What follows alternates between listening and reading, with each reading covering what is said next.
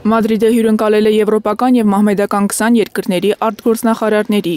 Գազան բացվերք է։ Իսպանիայի արտգործնախարար Խոսե Մանուել Ալվարես Բուենոն կոչ է արել պատժամիջոցներ կիրառել Իսրայելի դեմ, զենք չվաճառել և անհապաղ կասեցնել Իսրայելի հետ Եվրամիության ասոցացման համաձայնագիրը։ Բոլորից շահը մեկն է՝ Գազայում Իսրայելի այս անարդար, դաժան և անմարդկային պատերազմը դադարեցնելն ու մարդասիրական օգնության շրջափակումը վերացնելը։ Բառեր չկան նկարագրելու այն, ինչ տեղի է ունենում Գազայում, և մենք ուղղակի չենք կարող լռել։ Իսպանիայի արտգործնախարարը հայտարարեց, որ հունիսի 16-ին կայանալիք ՄԱԿ-ի նիստում Իսպանիան կառաջարկի Պաղեստինի ճանաչման հարցը։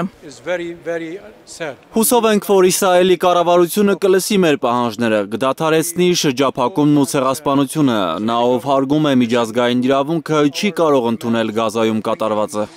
Մինչ աշխարհը քննարկում է Իսրայելի դեմ պատժամիջոցները, Իսրայելի բանակը նոր կադրեր է հրապարակում Գեդեոնի Սայլեր ռազմական գործողությունից։ Կադրերում երևում է, թե ինչպես են զինվորները շարժվում ցամաքով, կրակում գնդացիրներով և խուզարկում շենքեր։ Հրապարակված կադրերի հստակ ամսաթիվն ու տեղանքը հայտնի չէ, բայց Հորդանան գետի արևմտյան ափի Բրուքին քաղաքի բնակիչները պատմում են, որ ուրբաթ իսրայելցի զինվորականները հարձակվել, սպանել են մի տղամարդու, հրդեհել տներ ու մեքենաներ։ Դժոխային գիշեր էր բոլորիս համար։ Ավելի քան 150 իսրայելցիներ հարձակվեցին մեզ վրա բենզինի շշերով և քարերով։ Ավերեցին ամեն ինչ, հրկիզեցին մեքենաներ, փորձեցին նորապսակ եղբորս տունն այրել։ Կարմիր խաչը հայտնել է, որ այրվածքներով 8 մարդու օգնություն են ցուցաբերել։